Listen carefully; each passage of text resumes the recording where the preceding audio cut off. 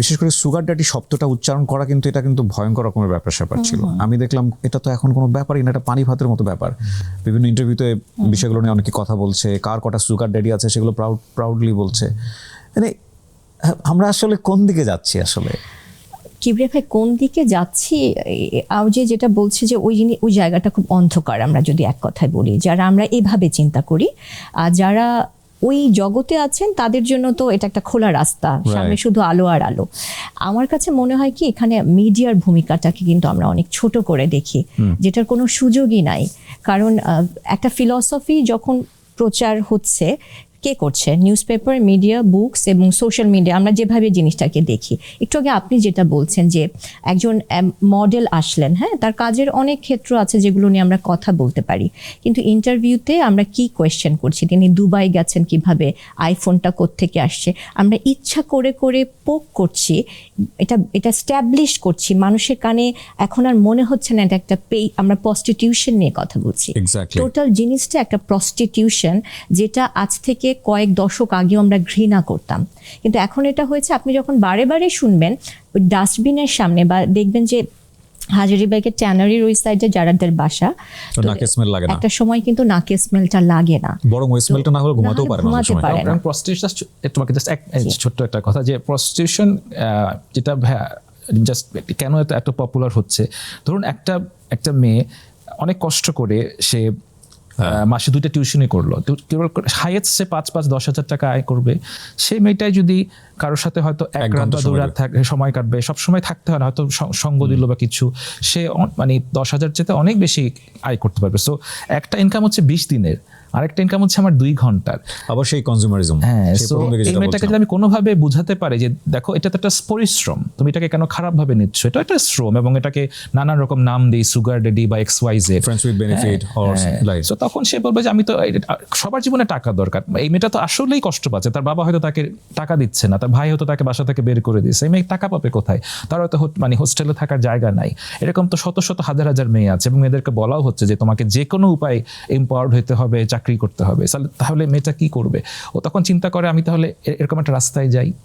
মানে লজ্জা, আপনার যদি লজ্জা না থাকে, আপনি যে কোনো পাপ করতে পারবেন। আর এখানে যেটা হয় কি ভাইয়া, যে ফিমেল আমরা সেক্সুয়াল অবজেক্টিফিকেশন, যেটাকে আমরা কোনো অন্যায় মনে করি না, যেটা আমরা মিডিয়ার, আমি একটা বলবো এটা একটা ক্যান্সারের মতো, যেটা থেকে আমাদের বের হয়ে আসা উচিত।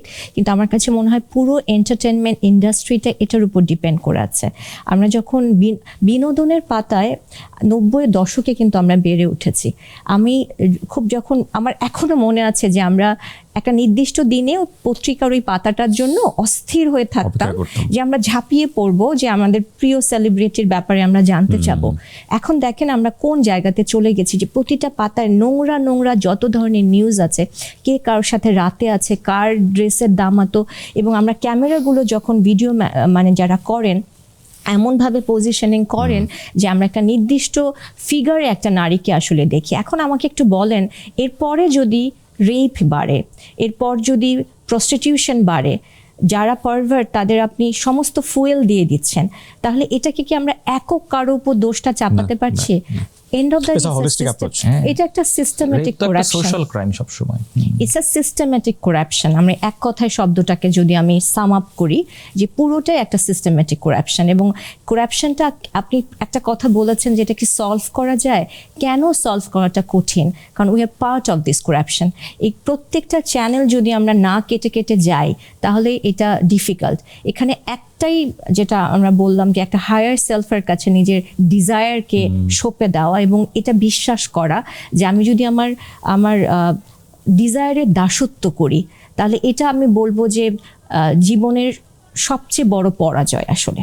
এবং এই জন্যই আমার আসলে যখন এই ছেলে মেয়েদের দেখে, আমার কিন্তু কখনো ওদের প্রতি রাগ হয় না, আমার খুব মায়া লাগে, কারণ আসলে মানে ওরা সহজ সরল, ওদেরকে জাস্ট এমনভাবে সুন্দর করে বোঝানো হয়েছে যে ওরা এখন আর আপনার কথা শুনবে না, ওরা বাবা মার কথা শুনবে না। আমার খুবই মায়া লাগে, এবং খুব মানে আমার খুব আশা যে সমাজে যারা একটু প্রভাবশালী যারা মানুষ, তারা যদি এগুলো নিয়ে একটু কথা বলতো, হয়তো এই ছেলে মেয়েগুলা ভালো পথ থেকে ফিরতো। কারণ এই ছেলে মেয়েগুলাই যখন বয়স 40 হয়, 45 হয়, তারা কিন্তু আমাদের চেম্বারে এসে কাঁদতে থাকে, কারণ তারা ভিতর থেকে তো কনজারভেটিভ মাইন্ডেড, তারা আসলে ওইরকম মাইন্ডেড না, বাট তারা বুঝতে পারে 45 35-এ গিয়ে 40-তে গিয়ে যে আমি তো সব হারিয়ে ফেলেছি, এখন তো আমি আর কখনোই পাবো না যেটা আমি চেয়েছিলাম। তখন তাদের যে কষ্ট সেটা আমরা আসলে দেখি, যেটা কখনো কোথাও তারা হয়তো ইন্টারভিউতে বলবে না। কিবরিয়া ভাই, ছোট্ট একটা জিনিস আমি একটু অ্যাড করতে চাই আপনার প্রোগ্রামের মাধ্যমে। কোয়েশ্চেনটা অনেক আপনি পাবেন, আমি একটু অপ্রাসঙ্গিক হয়ে গেল, বাট একটু আগে আমরা এটা নিয়ে কথা বলছিলাম যে এখন কিন্তু প্রচুর দেখবেন রেপ বেড়েছে, এবং আমরা একটা বলি যে রেপের সাথে নারীর পোশাকের কোনো সম্পর্ক নাই। তো আমি এটাকে একটু আমি ডিবাঙ্ক করতে চাই যে জিনিসটার মধ্যে প্রবলেমেটিক একটা আন্ডারস্ট্যান্ডিং আছে। রেপের সময় একটা 6 বছরের বাচ্চা, একটা 39 বছরের নারী বা 75 বছরের বৃদ্ধা কি পরে আছেন অ্যাবসলিউটলি ম্যাটার করে না, কারণ ওই সময়ে যে পশুটা তার সামনে দাঁড়িয়ে আছে তার সে একটা পারভার্টেড মানুষ যার সামনে দাঁড়িয়ে আছে। কিন্তু আমরা যেটা বুঝি না সেটা হচ্ছে, একটু আগে যে মিডিয়ার কথাগুলো বলছিলাম, সেখানে যে নারীর শরীরের কথা বলছিলাম, এগুলো কিন্তু প্রতিদিন দেখে দেখে দেখে দেখে তার মাথার ভেতরে সবার আগে ডিজায়ারটা তৈরি হয়। কারেক্ট। ডিজায়ার থেকে আমার পারভার্শনটা তৈরি হয়।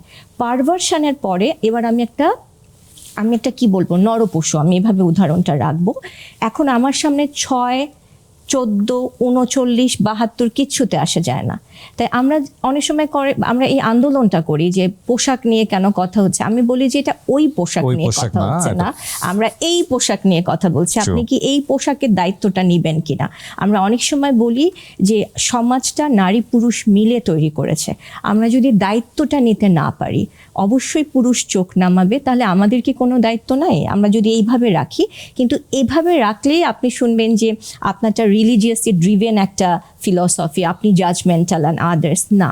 আমার কাছে মনে হয় যে ডিসেন্সি বা মডেস্টি, এটা যদি আমরা এই সিস্টেমেটিক করাপশনের পার্ট হিসেবে এটা যে উঠে গেছে, এটা আমাদের জন্য একটা বিশাল বড় প্রবলেম। আমি তো ভাইয়া প্রচুর মানে হিন্দু ধর্মের, খ্রিস্টান ধর্মের, ইনফ্যাক্ট অ্যাগনস্টিক বা কাইন্ড অফ লাইক ধর্ম বিশ্বাস করেন এরকম মানুষ দেখি ভাই, এবং তারা অনেকেই খুব মডেস্ট, তারা চিন্তা চেতনায়, কথাবার্তায় অনেক modest.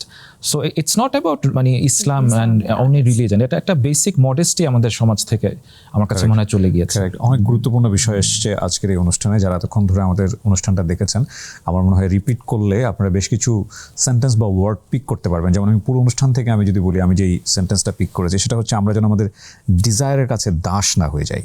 That is the very impactful sentence আমি মনে করি, যে আপনার ডিজায়ার কোনটা ভালো কোনটা মন্দ সেটা আপনি জানেন। মন্দ ডিজায়ারের কাছে দাস হয়ে গেলেই কিন্তু জীবনটা শেষ। আপনাদের দুজনকে অনেক অনেক ধন্যবাদ আমাদেরকে সময় দেওয়ার জন্য। অনেক ভালো থাকবেন। দর্শক, এই ছিল আমাদের আজকের আয়োজন। যারা তখন আমাদের সঙ্গে ছিলেন তাদেরকে ধন্যবাদ দিয়ে আমরা আজকের মতো এখানেই শেষ করছি। আসসালামু আলাইকুম।